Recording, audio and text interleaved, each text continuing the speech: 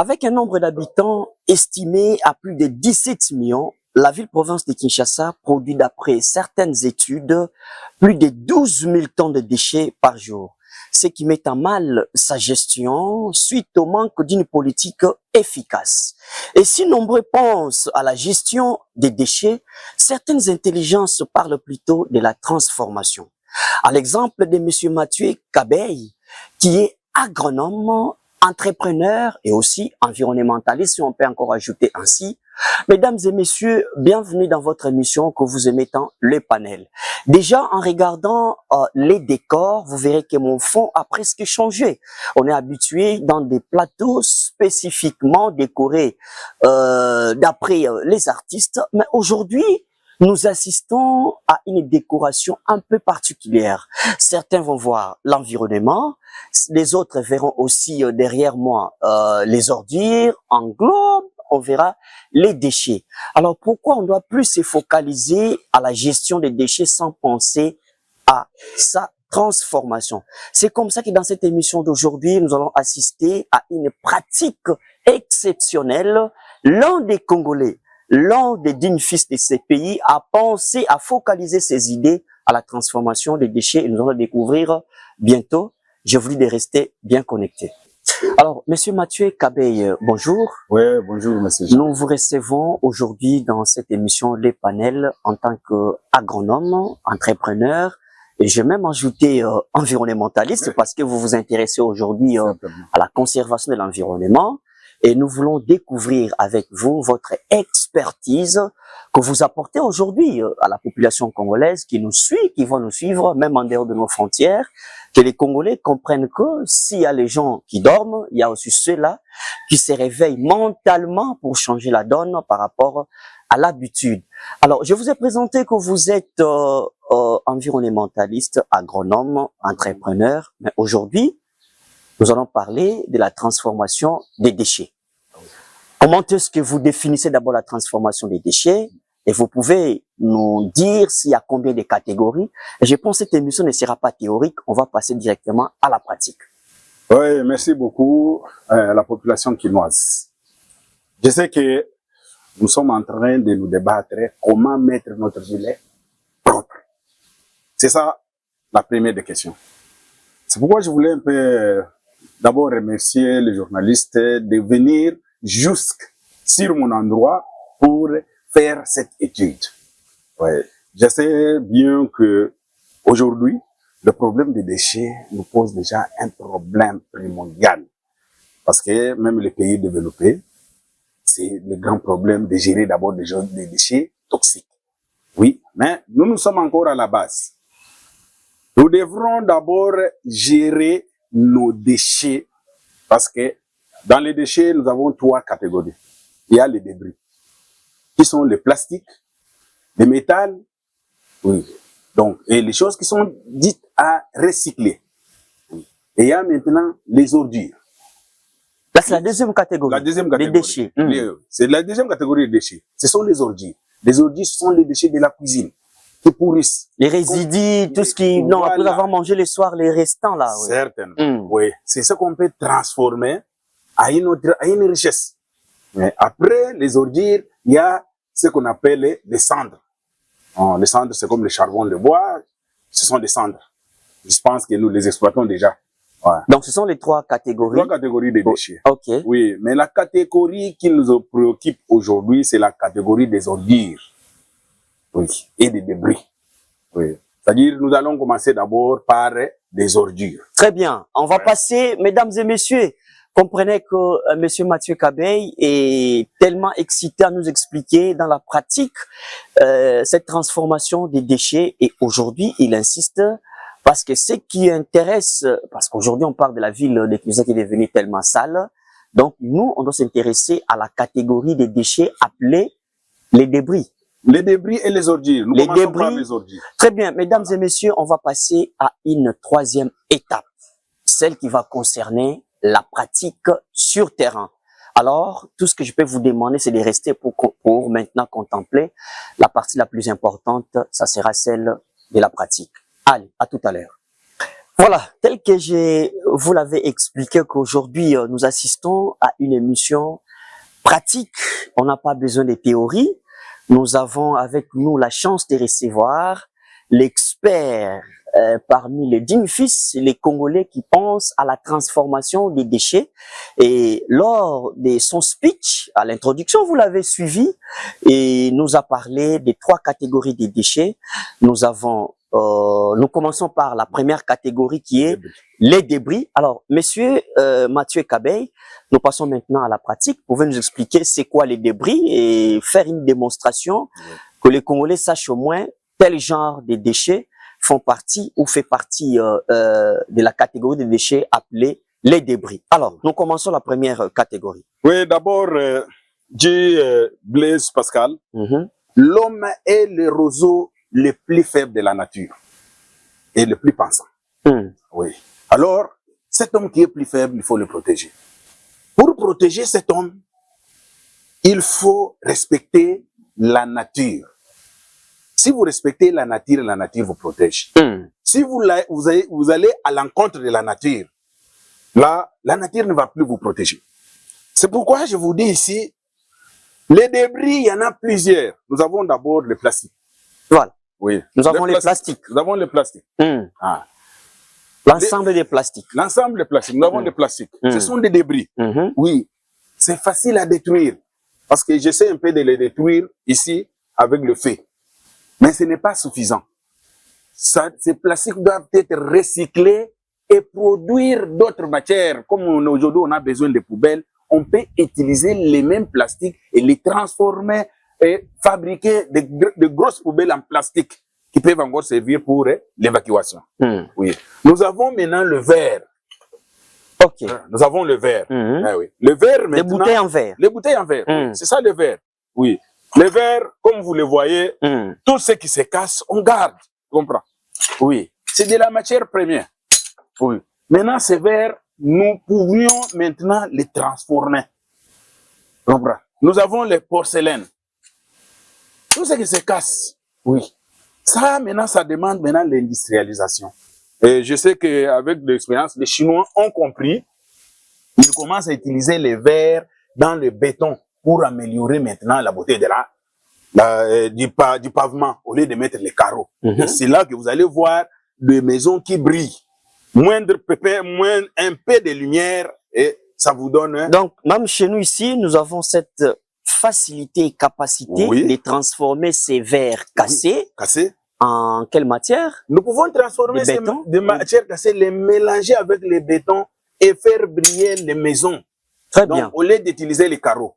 Ok. Voilà. Donc, mettre maintenant le béton mélangé avec le verre, même au mur, et commencer à briller les maisons. Alors, nous sommes à la première catégorie. Je vois aussi il y a ce genre de bouteilles. Hein. Oui, ça, ce sont ce qu'on appelle les déchets toxiques.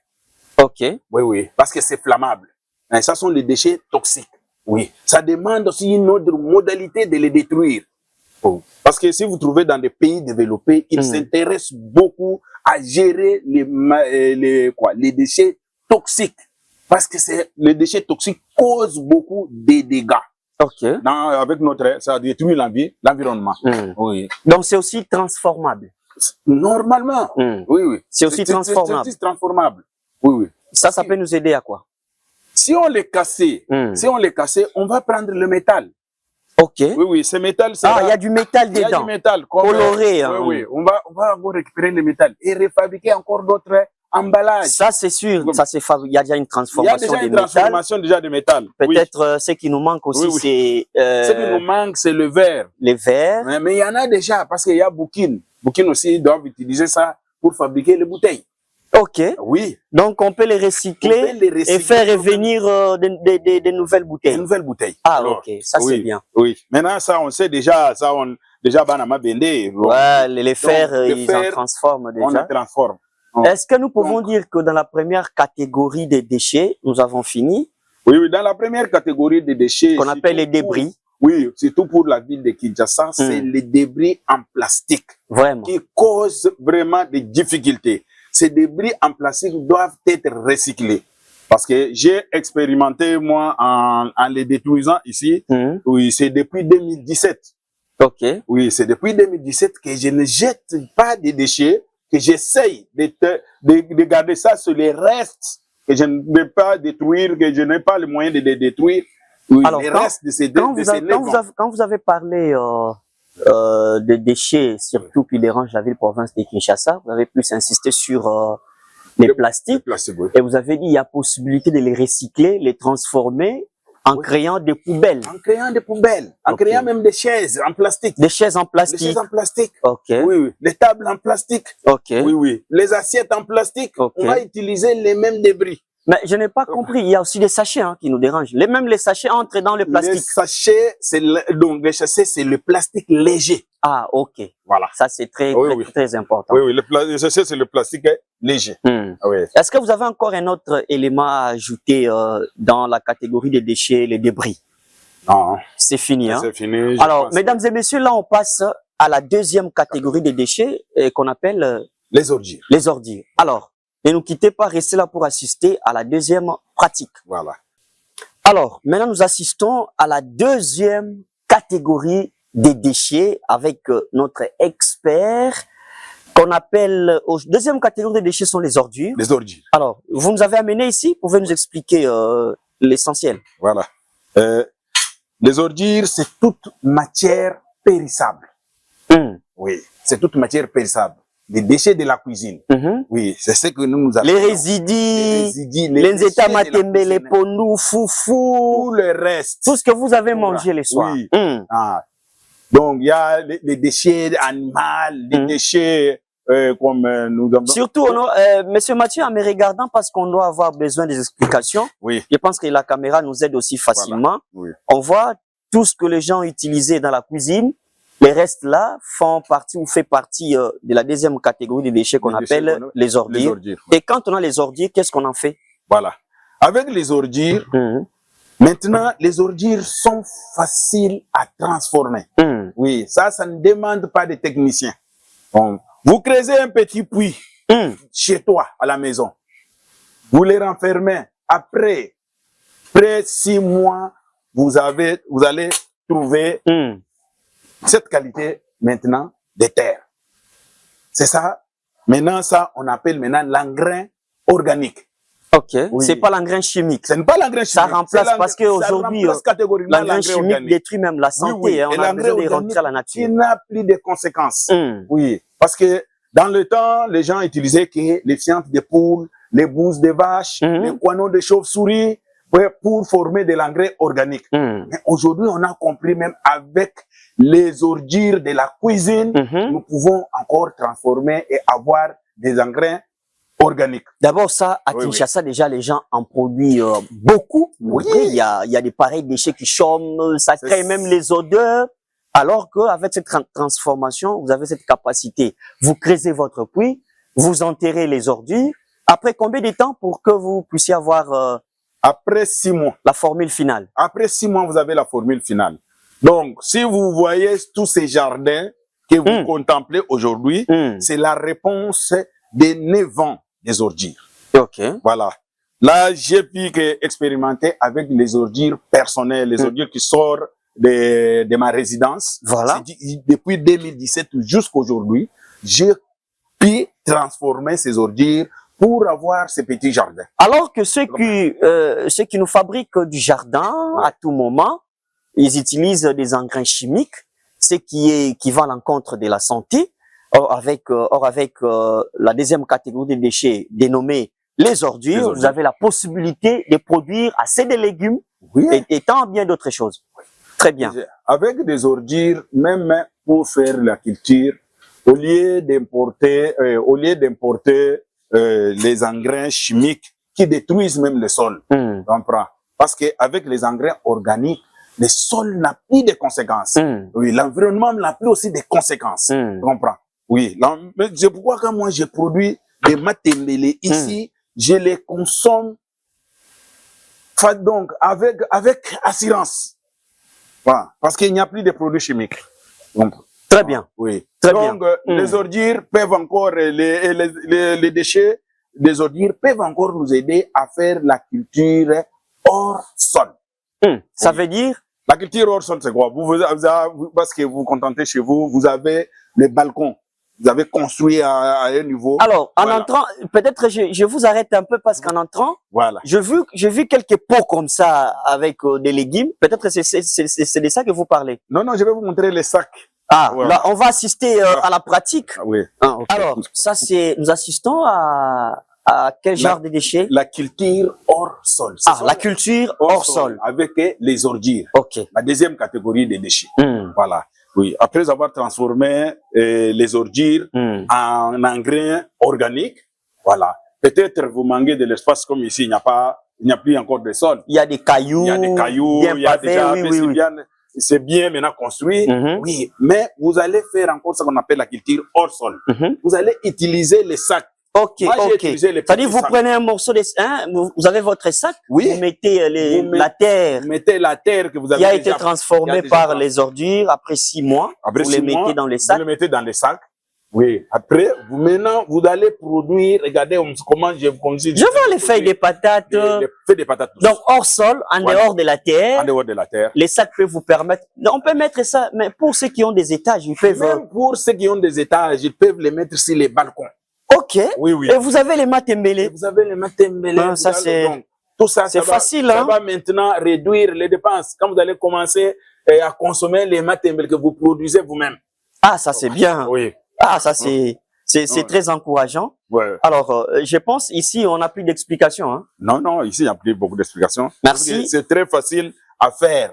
Donc, il n'y a pas que le matembélé, vous pouvez produire les ngaïngaï, les ngunda, les ngunda. Donc, du piment, même la tomate. La tomate. Oui. Même si vous voulez produire les carottes, c'est facile. Ok. Du pondu aussi, vous pouvez. Certainement. Okay. C'est la grandeur des sacs. Oui. Maintenant, avec la culture hors sol, vous devrez vous habituer à arroser chaque jour ou bien chaque 2 jours. Vous venez arroser s'il ne plaît pas. Et même si nous sommes pendant la saison sèche, vous allez arroser, mais en arrosant, on arrose que le matin, avant qu'il soit 7 heures, et le soir après 17 heures. Ah, ça c'est facile, hein. Oui. Avant de partir au boulot, avant de porter votre veste, vous mettez un peu d'eau. Vous mettez un peu d'eau. Et ça passe. Oui. Alors, donc, là, on va maintenant assister à la dernière et la troisième catégorie des déchets. Alors, mesdames et messieurs, vous restez avec nous. L'émission est tellement pratique. On passe à la 3e catégorie. Alors, maintenant, nous assistons à la 3e et la dernière catégorie des déchets appelée la cendre. Alors, Monsieur Mathieu Kabé, d'abord, comment est-ce qu'on arrive à trouver, à avoir la cendre? Oui. Pour avoir la cendre, c'est quand vous détruisez soit les débris avec le feu, soit les ordures avec le feu, vous allez vous retrouver avec la cendre. Ouais. Mais est-ce que ça ne dépend pas des qualités? Parce qu'il y a des gens aussi qui brûlent les plastiques. Sachets, des bouteilles en plastique, est-ce que c'est aussi conseillé? Oui, parce que c'est une manière, comme moi ici, j'ai utilisé le plastique pour avoir ces cendres et les papiers. Voilà. Et l'utilité de la cendre, c'est oui. La cendre peut aussi nous servir comme désinfectant dans nos jardins. Okay. Oui. Pour désinfecter les plantules, voilà. contre les mauvaises insectes. Voilà. Oui, on peut utiliser la cendre comme insecticide. C'est-à-dire tous les déchets sont importants à l'homme. Tu comprends? Oui. C'est ce que dit la nature nous a tout donné. C'est à nous de collaborer avec la nature pour vivre en paix. Oui. C'est ainsi au début, je vous ai dit, c'est lui qui, si vous êtes contre la nature ne va plus vous protéger. Mais si vous respectez la nature va vous protéger. Très bien. Alors, Monsieur Kabé, nous avons assisté à la pratique pendant vos explications. Je pense que tout le monde a compris. Je parle des 3 catégories de déchets.